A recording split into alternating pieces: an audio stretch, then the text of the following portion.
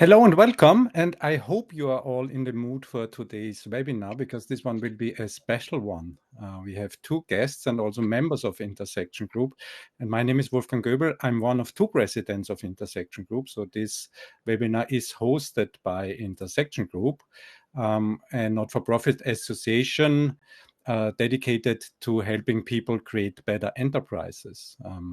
But you are not here to learn about me or us today. You are here to learn more about the exciting topics of business capabilities. And if you're following Intersection Group for a while, you know that I've started to do webinars about the topics 4 years ago, I think.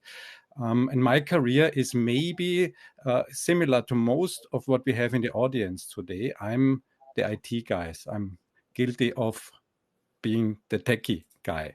And when we look at capabilities, and you can go to your Google and Google capability maps, what you will find is some pictures from some enterprise architecture tools. So what can be said, and what's still fair, is that capabilities are still prevalent in enterprise and business architecture, which is a small community, but they haven't really made it outside of the IT.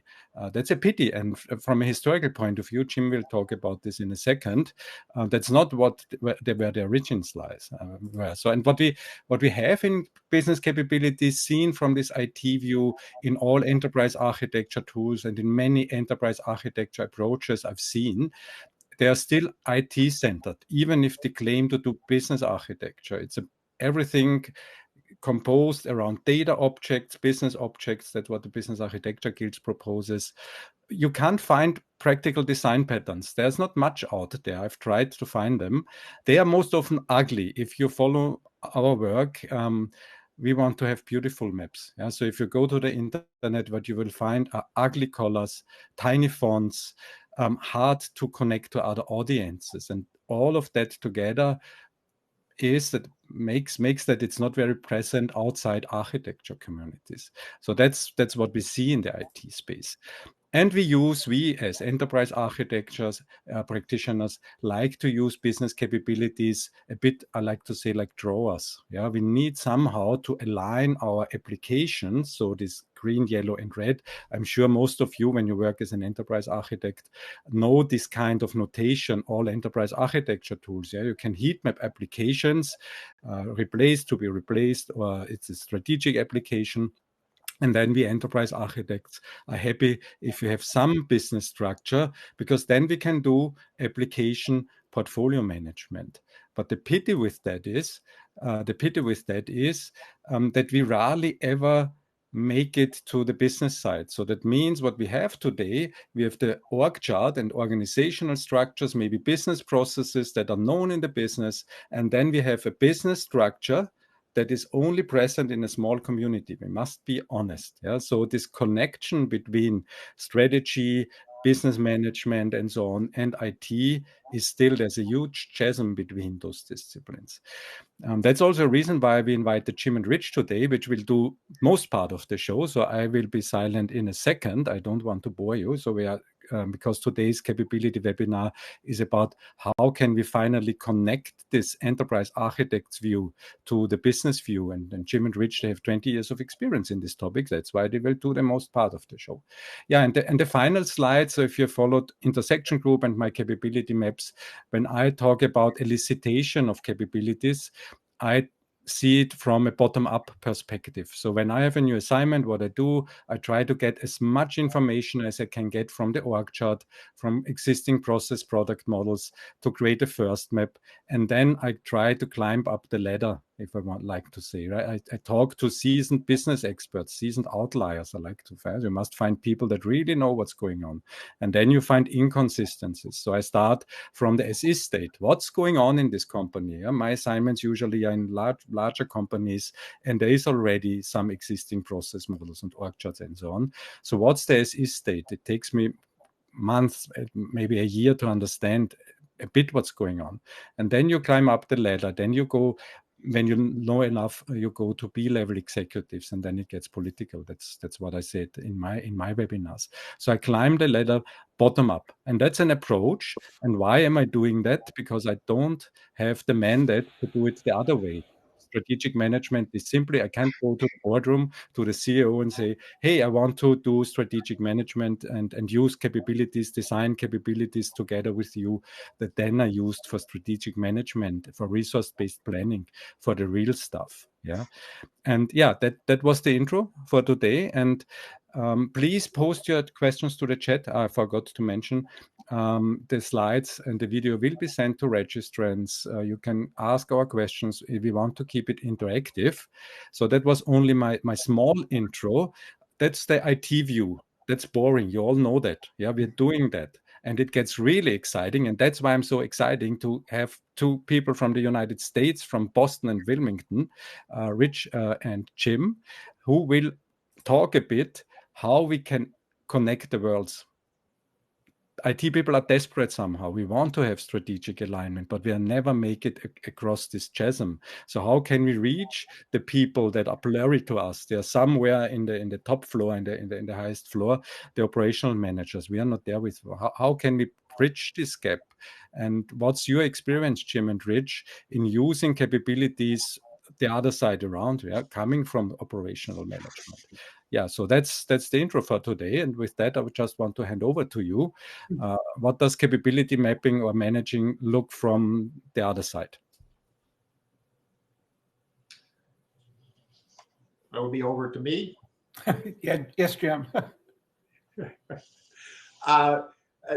Just as a quick introduction, after 10 years in the engineering lab at Bose Corporation, and just as a note, Bose Corporation was founded as a playground for MIT engineer graduates.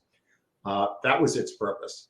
I was invited to transform a punch card and green and white bar IT organization into what was described to me as a well beyond the state-of-the-art information technology service. A bit of a challenge. Architect. I had that title before there was a definition for it. It was given to me by the MIT academics that I worked with. I worked with a lot of the top thought leaders at the time, but when I got into working with Rich first, and then with other practitioners, we produced a way of thinking about modeling and engineering enterprises around capabilities and organizational systems. That's a topic for later or another time. More recently, I've been coaching leaders as they design and transform their enterprises of all sizes and complexities. Rich? Yep. Thanks, Jim. Hey, I come to the table and to the intersection group as a business architect. The first half of my career was inside companies in roles that all took an enterprise view. First, I was in operations audit, interesting trip. Then I played a couple of key roles in quality improvement jobs. And finally, I was a chief operating officer of a services company. Then I moved into consulting, where I focused my work on and with clients on transforming them and to their future state of their vision. And I also worked with the RBL group for a while, results-based leadership, the Dave Ulrich group, to really understand leadership alignment a little better in some of the organizational behaviors. And we worked in a variety, in my various consulting practices, worked in a variety of industries, from nonprofit to big manufacturing companies and everything in between. Central to that work was coaching teams on building future state capability models. Back to you, Jim. Caught me slurping my tea here. Well, let's recognize that this is for you. So we're going to pose some questions to you, and we sent out some pre-work for you to prime the pump on questions, and feed your questions into the chat. There is never enough time to address all the questions in the live seminars. So Rich and I will address every one of your questions in writing that we find in the chat, even if we get to them online here, so that you can have the answers to everybody else's questions. You're all experts in your fields. and the way that you get things done. So challenge us, question us for understanding, and you will get the most out of this.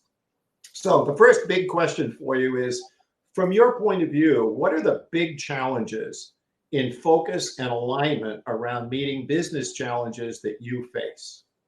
What are the big challenges? We're gonna give just a couple of minutes here to address one or two questions. And while we do that, I'm going to talk a little bit about capabilities and from my perspective, where they've come, how they have arrived on the scene. Back in the 1950s, capabilities became a topic, but at the time, capability at that time was all about tools. It was, how do you create tools that allow people to do things more repetitively, like metrics, measurement tools, design for manufacturability, those types of things. So it was about the process of converting raw materials inventory into finished goods inventory. And those were the boundaries. And it was all about the process to get there. In the, roughly in the early 1990s, management science tried to add the entire enterprise, including the financial systems, the recruiting and talent management systems, et cetera. And it didn't really gain a lot of traction. It didn't replace it didn't replace the process and tool-based architecture, enterprise architecture models, practices that were in operation until sometime into the late 2000s. And here's where capabilities got stuck with respect to the definition of an enterprise architect. There were many standardized practices and even some automated tools to institutionalize process and technology-enabled process as the boundaries. Many EA practitioners are still at this stage of evolution. And when we talk business capabilities or operational capabilities or capabilities in general, they generally say that's been around since 1950. Remember, back in 1950, it was about how do you make cars that last more than 5,000 miles? And how do you do it repeatedly at lower and lower costs so that you can compete? As the millennium approached, management science incorporated people into the definition of enterprise, along with customer experience, supply chain and distribution chains, and all of this in recognition of the increased influence of the entire ecosystem, what goes on outside the enterprise and inside the enterprise on what internal capabilities are required. So let's broaden the definition of capability and capabilities to create better enterprises. Wolfgang? Yeah. Hey, Jim, if I can just comment quickly on, I was following the chat. There were a lot of comments and challenges posted around getting management attention. There were many that were talking about a frustration they have is with not having precise language about this topic. Someone else commented about a frustration around making strategy tangible. And how do you bust solos, and get rid of those roadblocks? And someone, I like this one, they said it was the ambiguity of what trying to get done. So we're going to address those things in a few minutes. So go ahead, Wolfgang. Yeah. Well, let me take 2 minutes and address just a couple of them. One of it is, how do you get quote management attention? So there's if you are seen as a individual or a team that can help them address their problems, their challenges, then they will come looking for you. The difficulty is that the span of attention for an operator in any large organization or even a small organization, even worse in a tiny organization, their span of attention is very, very short if it is not addressing the problems that they're living in at the moment. So one of my initial architecture coaches, Richard Dowling of the Dowling Group, he said you need to earn the right to get the attention of the business. You need to create conditions where the business comes to you for help in producing responses to the challenges that they're facing. That's a whole different way of thinking about getting their attention, is how do you differentiate yourself and present your value contribution to the business leaders so that they want to buy your product. And your product is thoughtful design. Yeah, and thank you all for your comments. I can feel your frustration, and I know that we all have similar frustrations. That's exactly the topic, and that's why I was so excited that Jim and Rich now are part of Intersection Group. And I also see this comment here that there's no clear definition, consistent view on what a capability is. There's a bespoke definition. I think Cheryl mentioned that, and so on. That I think that brings us to exactly that slide. Our intersection group definition is a bit different. There's a Gartner definition, a bespoke definition. I don't know, a couple of them out there. For us, it's quite straightforward. We are not so not nerdy enough to focus on definitions too much. It's simply what we are able to do by orchestrating people and asset. So like track maintenance, a railway company must have the capability. On this picture, you see people, employees, the workers working at the rails, and you have raw material. These are assets, and you have machines, and you may have even a piece of software. So in EDGY, we say capability is what we are able to do by orchestrating people. So that's an element in EDGY, and assets to create outputs and including the activities and processes. On this level, I think the definitions and also the bespoke doesn't really differ that much. Yeah, so it's a bit like a business component. We will dive into that a bit later. And so, yeah, that's only the example. Right? You have a group of workers, they perform the process, track maintenance. They need a digger, they need some gravel, they need an application trackinator, I don't know, some app they need to know where to build the track or something like that. And the output here is a serviceable track. So that's pretty straightforward. And we at Intersection Group want to have definitions and concepts that are easy to be understood by the business people. So all of our work is about beauty, is about simplicity, and we want to make it to the boardroom with the concept of capabilities, and we want to, because that should be understandable even for people with very limited attention and limited time. And when we bring that all together, that's what we have in EDGY. That's the capability map there.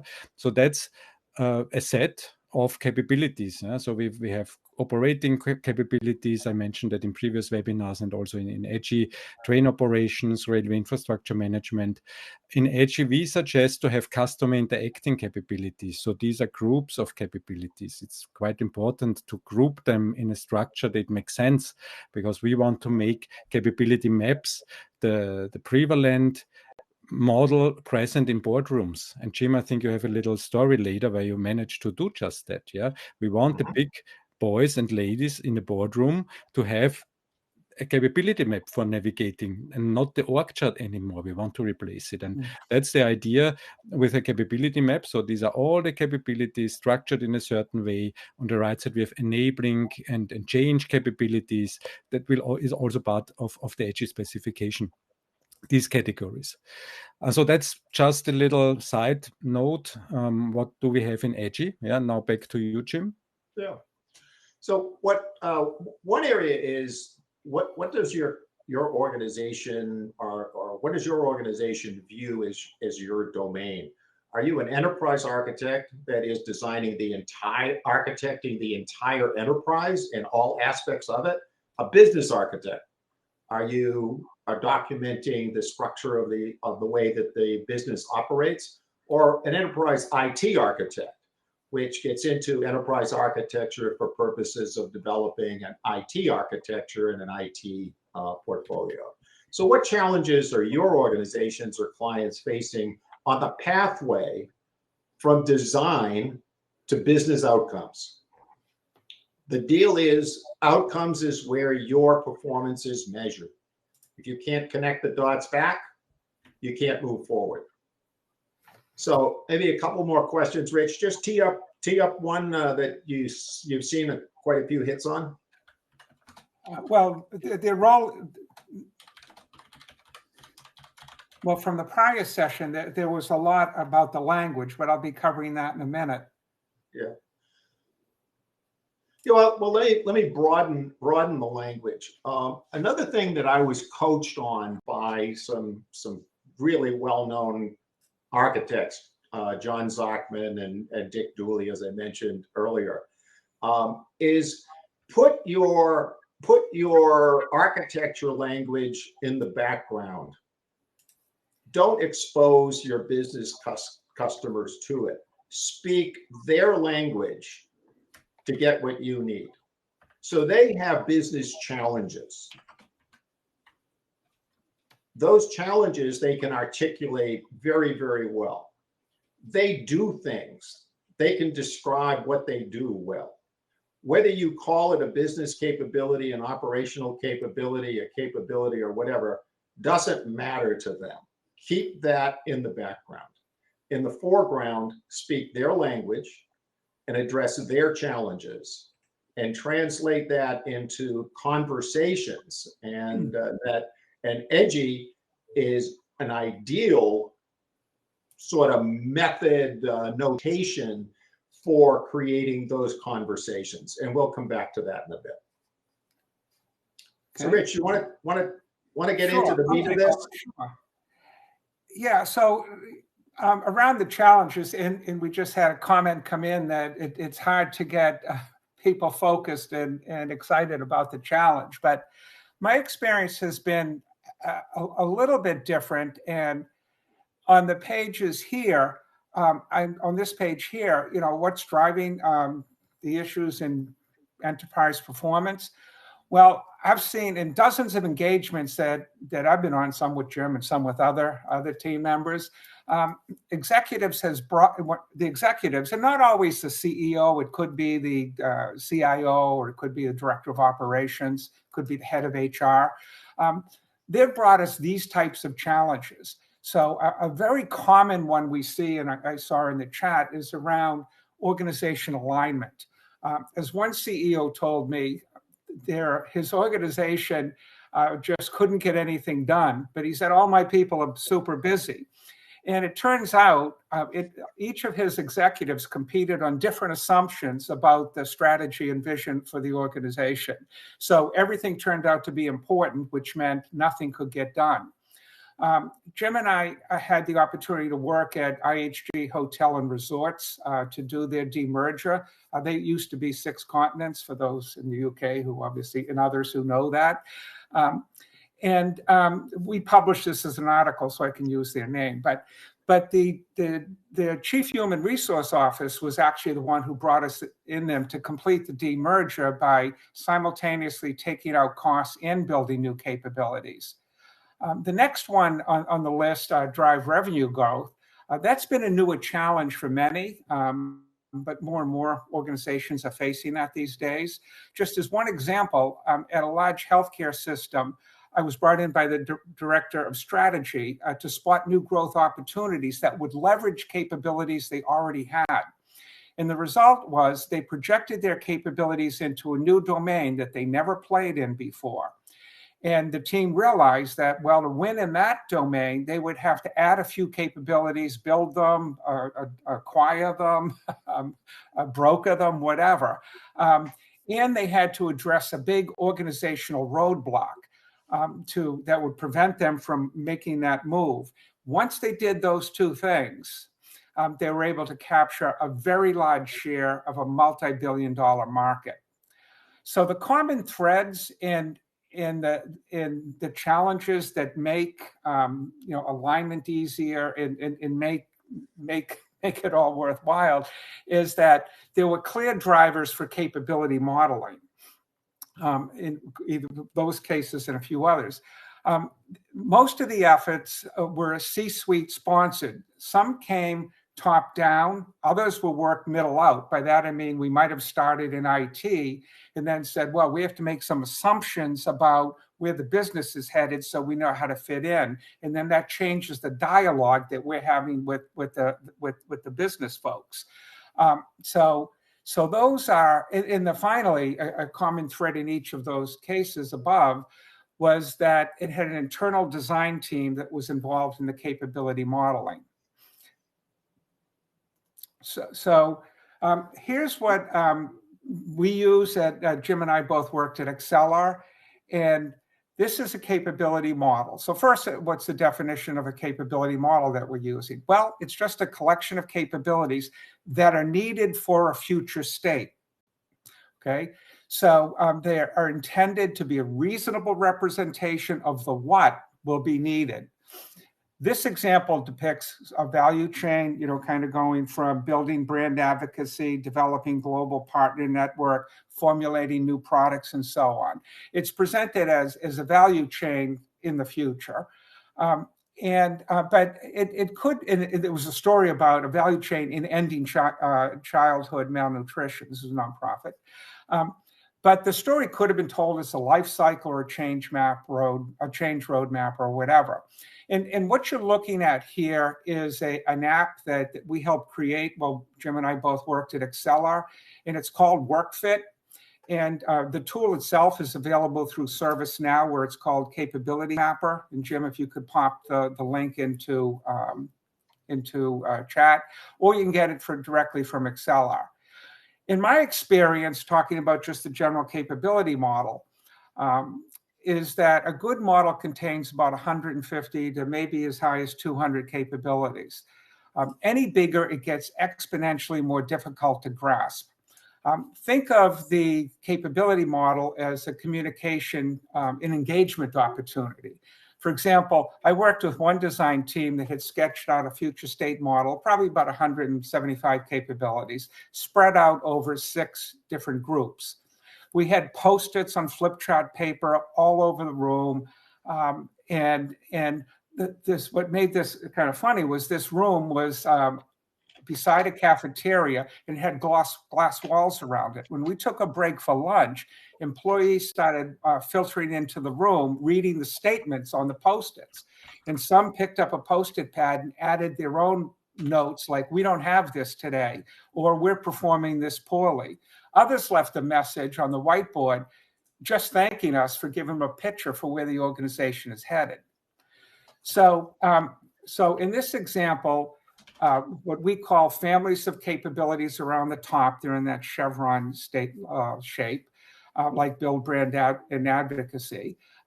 Beneath them are generic groups, the things like 5.1, provide production facilities, whatever.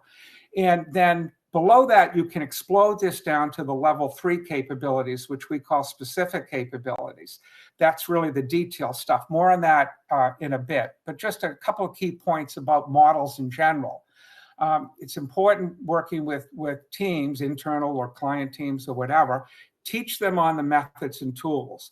Coach them where to look for capabilities, such as board presentations, strategy docs, trends research, and scenarios, and especially vision-related reports. Now, I find sometimes process documentation may have good stuff, but process is about the current state. So I tend to try to go beyond that and challenge the current state, saying, hey, this is the capabilities we need to win to achieve our vision. And so another thing is you should also coach them on how to listen for capabilities.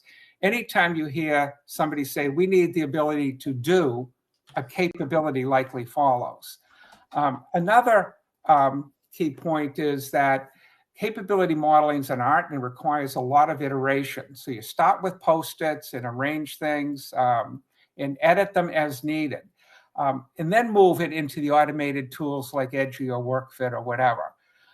And finally, in our experience, capability modeling is really a team sport, and it's a diversity of insights is required to ensure really rich data.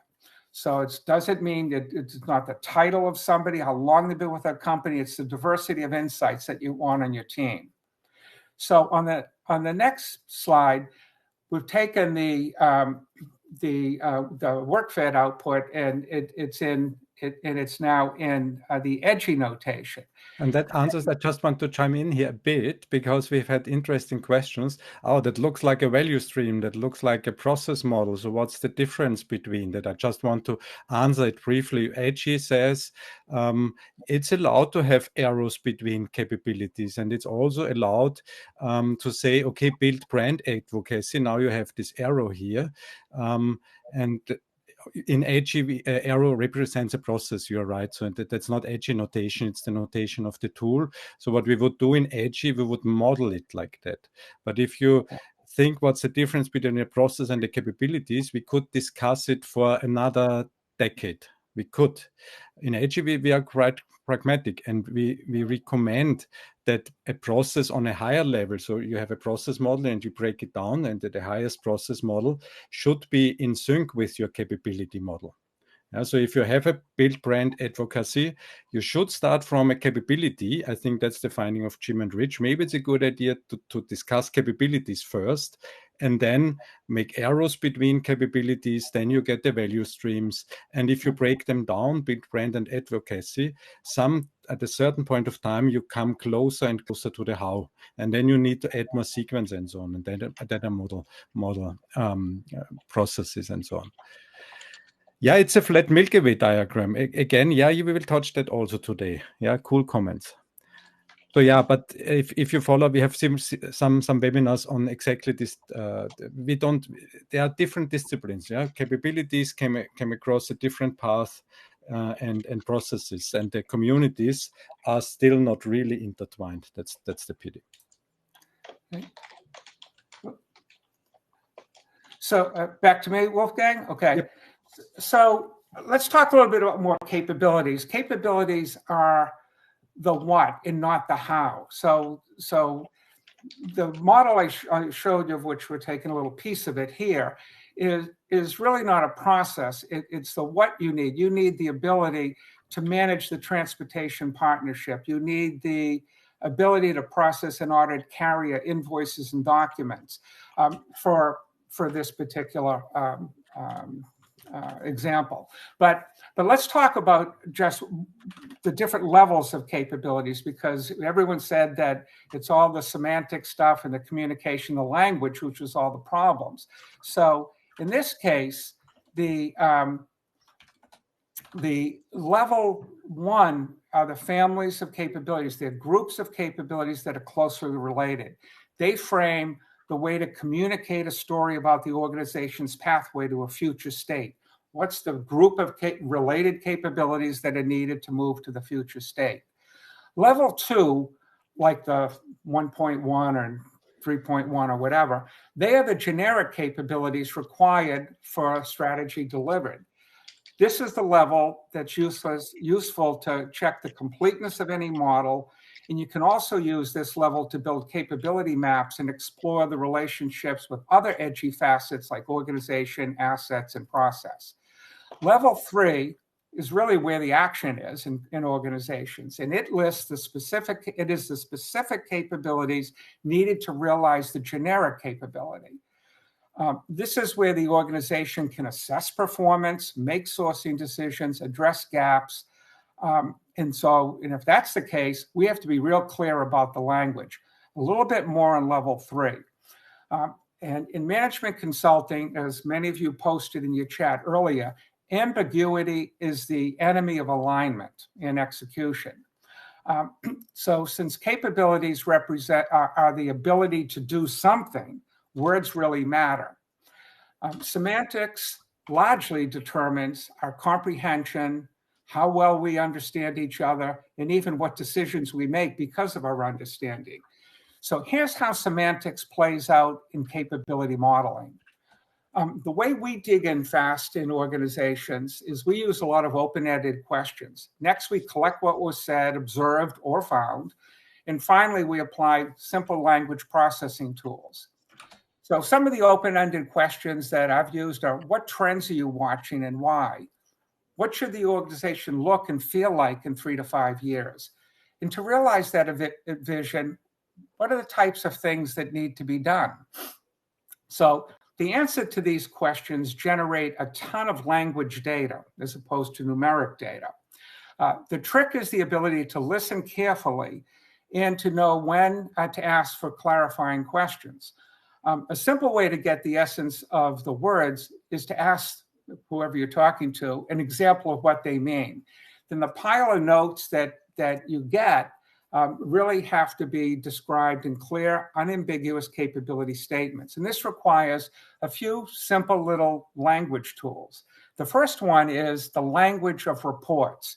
If I said Muhammad Ali is the greatest, well, that would be the language of affection. The language of reports would be Muhammad Ali was 3-time heavyweight champion. Okay, that's a report. It's not my affection for Muhammad Ali. The second tool, in business, when passions or frustrations heat up, the facts often get buried. So it's really critical you try to focus on language or reports.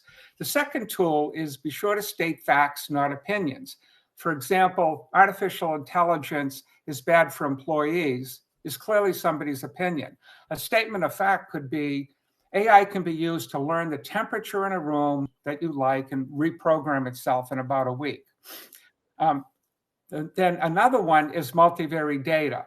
In our daily lives, we often speak in binomial terms, things like it's hot or it's cold or whatever. So an example would be a parent says, come home early as opposed to not late. When the teenager strolls in at midnight, the parent is upset. Teenager obviously thought 12 p.m. was early. Obviously, the parent had a different understanding. A better statement would be home by 10 p.m. And finally, where the levels of capabilities come in that I just went through, level 1, 2, and 3, is called the ladder of abstraction. And it's what level should you be speaking for what purpose. So when I say I'm going out to eat, that may be fine if I'm just telling somebody I'm not available. But if I'm asking someone to join me, I would step down the ladder of abstraction and more generically say, let's go out to a restaurant for Mediterranean. That may be a little bit more specific. But the guests may not like all kinds of Mediterranean and ask you what kind. And so you get clear and say, let's go out for Italian. So Rich, we should hurry a bit. I think we are a bit behind the time schedule. So okay, I'll pick it up.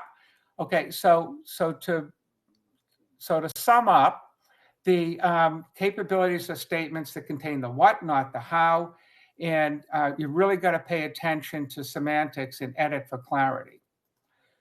So if we think about a capability model, that's good all by itself. You know, it has a lot of value, but it has even more value when we collect some data on it.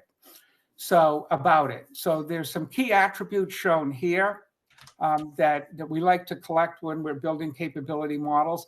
The first two are value contribution and performance. Together, they produce a heat map. And that's where the problem, and that is where, because it helps visualize where the problem is and informs the team what needs to be done in terms of projects. So I'll give you an example of a heat map in a minute. The second group really focuses on a few things like what has to be intellectual property has to be protected because it informs sourcing decisions. Capability, knowing a capability gap when it has to be closed informs the timing and sequence and projects. So if we talk very quickly about because for me this is a big message here. Yeah, that's typical management language. Yeah, so that's you're coming from management and so on, and connecting it to EDGY leads to some interesting discussions. What is value contribution? Is it better products, better brands? So these are EDGY elements. Can we support tasks better? So that's exactly this type of management slang, yeah, which you learn when you work on the C or B level executives. And we have some homework over summer to understand what does effectiveness and performance, those terms, how do they translate into the EDGY language? And really keen to work, that's a big topic for me, because I think that's the way where we can connect this management slang to the designers or the EDGY language. That's some work to do. Okay. So on the next, okay, so here on the model now, I'm just talking about those first two attributes, value contribution and performance, because capabilities contribute differently to accomplishing the strategy. And knowing the particular value really matters. So in this model with all the color coding down, because the color coding really matters at the level 3 level. But let's talk about how capabilities contribute value differently. The ones that are green, those are distinctive capabilities. They contribute directly and have a high impact to the vision and the strategy, and they have a high impact on the company financials. Companies can maximize value when performance is among the best in peers at reasonable cost, not the lowest cost. So you want to keep these capabilities in-house and protect their IP. To the left are support capabilities. As the name implies, they contribute strongly in the direct support of the distinctive capabilities. Keep them close and maximize value contribution when these are above industry parity and at a competitive cost. On the bottom right are essential capabilities in the orange. These may not be visible to the customer, but they have a big impact on the bottom line. Really focus on the efficiency of these capabilities. And finally, we have business necessity in the lower left blue, which this work needs to be done even though it has low strategic impact or financial impact. Organizations maximize value when these capabilities are at near industry parity. They could even be less than industry parity, but they're below competitors' costs. But if they are inefficient, those are candidates for Lean, Six Sigma, or alternate sourcing. So if I go to the next slide, we'll talk about what happens when you add performance. So performance is effectiveness and efficiency, two more attributes to capture to represent performance. And when we think about performance, it is, and you add performance to the value contribution, it gives you what we call a heat map. It's a visual representation of the capabilities that are calling out for attention. And the scoring is done at level 3. And then when you roll it up, you can override the color if you want. But the level 3 is really, you want to know that's where the heat is, and that's what has to be addressed. So sometimes when you do a heat map, it produces a different result than simply if you measured performance of effectiveness, because of the way you want to address each of the value contributions. Some wouldn't call out for heat because it didn't matter if it was slightly ineffective. And so you want to make sure that you use both value contribution and effectiveness efficiency, because it gives you a truer map of what the of what needs attention, where you need to have a project to close a capability gap. And also when you have the value contribution element, in that score, then you really know that you're looking at, hey, what are the distinctive advantage capabilities that are going to give you an advantage in the future? So you can actually set up your project portfolios, what's running to improve the current business, and what are the capabilities that require attention that should be on your transformation portfolio roadmap. So I think that about wraps it up. I hope I caught my time. So this is illustrated in EDGY. And at this point, you really want to look at the connections to organization and assets, particularly IT, as well as talent. Yeah, and what you see here is the EDGY notation. So we do have heat mappings in EDGY 23, and we used it here. But what we don't have are design patterns or criteria for this heat mapping. That's what we want to work on over summer, to give some advice what is useful. And I'm still not happy with value proposition and value. This leads to a lot of questions. What does it mean to have an advantage? What's a differentiator? And EDGY is the guideline that helps us to take the finger and say, okay, the task gets better, the product gets better, the process gets more efficient, and so on. These are questions maybe more on the lower level. Yeah? If you go to the executives, value proposition, value statements I'm sure they are helpful, but when you go down to realization, you must get more and more concrete. And that's what we want to design over summer, climbing down the ladder, maybe. Okay, maybe we skip that one because we're a bit running out of time a bit, if that's okay. Yeah, let me speak a little bit to this and answer a number of questions. Okay.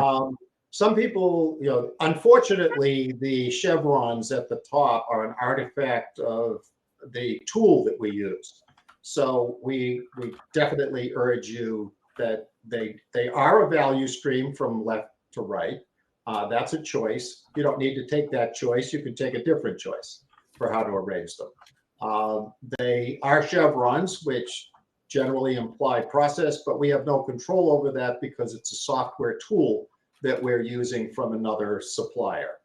The color coding is ours and theirs. We shared on that because we work there and we contributed this to that company along the way. But when we talk about value contribution, value has to be defined at the capability level. There's an overall value that the company is trying to achieve. Let's say growth. Growth is good, is valued by the company. 20% growth is a goal. So what capabilities do we need to achieve 20% growth? How will our current capabilities stand up as we try to produce 20% growth? Where specifically do we need to focus executive attention to get 20% growth? All of those are business questions that if you can provide them with a pathway to getting consensus answers to, you extend your agency as an enterprise architect, a business architect, an IT enterprise architect, whatever you have. Another thing that came up was the question about, this looks like a process map, this looks like this looks like that. Of course it does. We only took it so far. EDGY is going to take it a step further over the summer with an extension to the use of capabilities. Go down to the bottom left. Everybody, we sort of always bring up the taxes. The taxes is in the necessary box in the bottom left. It has no distinctive, it creates no distinction in the eyes of your target customers if you pay your taxes, but it could put you on the front page of all the financial journals if you don't pay your taxes. So how do you want to, when you get into the level of, for distinctive capabilities, you want to favor effectiveness over efficiency. If you're in the necessity bundle, you want to favor efficiency over effectiveness with no defects. So it gives you some guidance. Another thing just to point out, and then we're going to see if there's other questions we might hit and do a little advertising. Sure, we only got 5 minutes left. Yeah, is the idea that this looks like two other things. Supposing you're designing a brand new organization, which I've done, and you say, we're going to have a vice president of each of the 1, 2, 3, 4, 5, and 6 levels. And we will work with each of those vice presidents to flesh out their organization structure below that. So now they're all starting from capability stewards, capability owners, and deliverers to the organization, which is a totally different approach to organization design. The second is, don't they look remarkably, the way we describe capabilities, don't they look remarkably like epic stories and user stories? For us to end child malnutrition, we must have the capability to, et cetera, et cetera.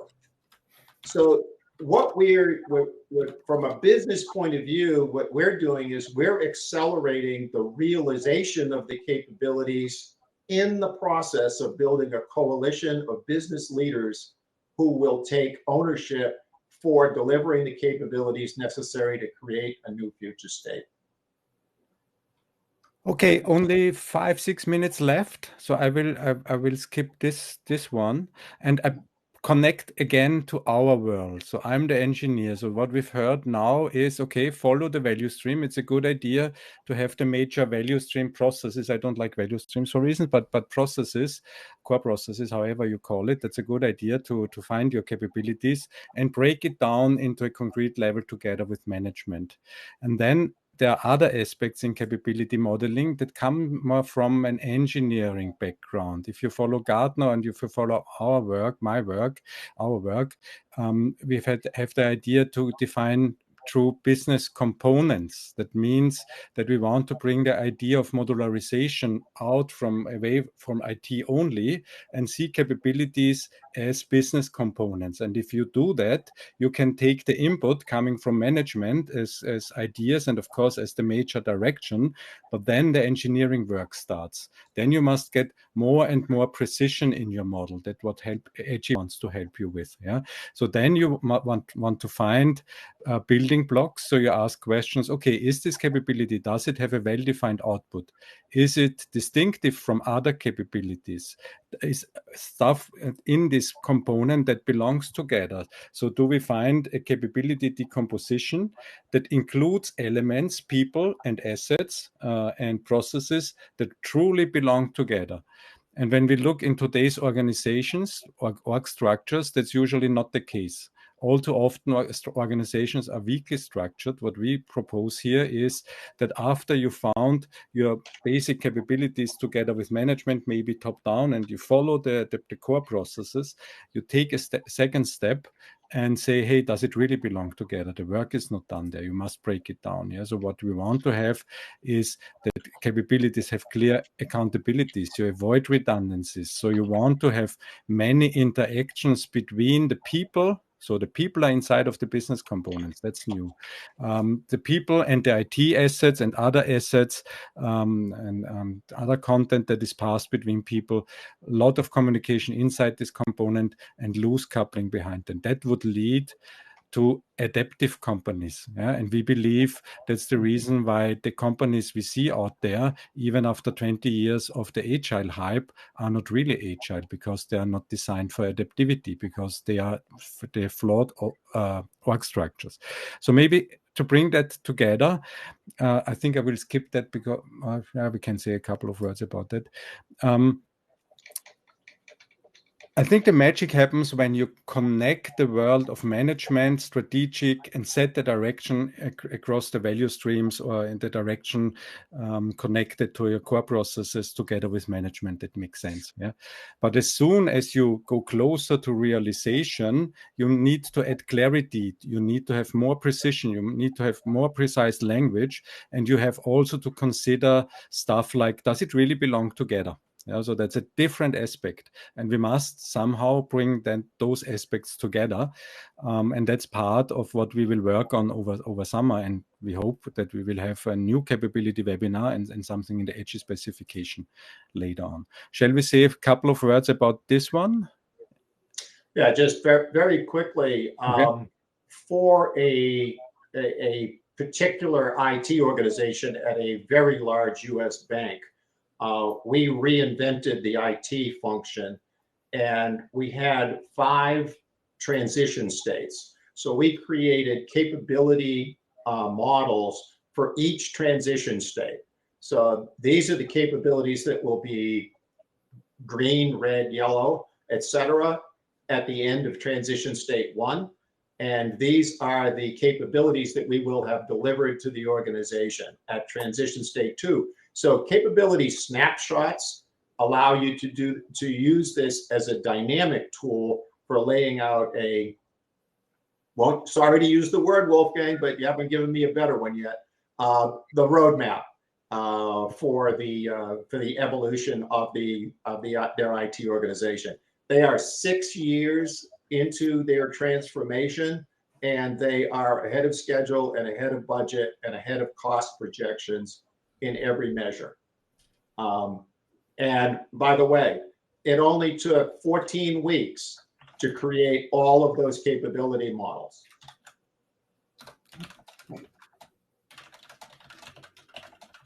So another view is the Milky Way. And someone astutely noticed that this is a Milky Way of a different fashion, and that is not intentional, but it is gratefully coincidental. Wolfgang? Yeah, I mean, that's also a bit the promo for next week, because next week, the Milky Way lady, Annika Kleiber, maybe many of you know her already, will present the ideas. But what we do there, we extend our view to the customer and to customer journeys and experiences. That's the red elements in the outer segment here, and to the purposes. So today we were only talking about capabilities, assets, which in EDGY is architecture. It's very operational. It's the connection between strategy and operations, if you want. And next week, it's June 20, I think it is, Annika will extend this view and also include other EDGY elements like customer journeys, like the task of customers and purposes. That's the idea. But that's a whole universe. Some of you probably know it. If you don't know it, please sign up for next week's webinar. Okay, so, and then I think that completes the content. Anything left to say, Rich and Jim? Yeah, well, I just wanted to let you know that we covered a lot around capability modeling and heat maps and so on. We have a 2-week course on Maven that we'll be delivering on July. It's about a 6-hour commitment a week over 2 weeks. So the link, I posted the link of the course, and you can look at the landing page of the syllabus. And it really gets you into the details how to actually do this method. Yeah, and we as Intersection Group would highly recommend it. It's maybe if you've done the EDGY training, there's an EDGY foundations training. We cover capabilities only in 15 slides and in an exercise. If you want to dive deeper, it's a good idea maybe to participate in that training. And over time, over summer, we want to make the wisdom of Jim and Rich and what we have in EDGY like that. It must be inextricably intertwined. Yeah, it must be seamless. That's where we want to go. And you can learn more about capabilities in that training. If you don't know Intersection Group yet, I've mentioned EDGY. We mentioned EDGY several times. Maybe not everybody knows it already. It's a set of connected open source tools for your enterprise design practice. It's a language. Capabilities are one element out of a couple of them. There's a lot of resources on Intersection Group if you want to dive deeper, or you can go to enterprise.design. We run community and events. And again, that's the promo for next week. So that's Annika. It's June 20. And she will take the idea of capabilities and bring it to the larger scope, the purpose, the why. Why do we need this capability? For which mission, for which purpose, and so on? And how is the capability connected to customer journeys and to the ecosystem, to what's going on in our client, the customer system, and so on. And of course, we would love to meet many of you in our annual conference in Rome. I will be there. So Intersection Rome, there you can meet Annika, you can meet me, Milan, and the whole EDGY community and discuss capabilities in depth.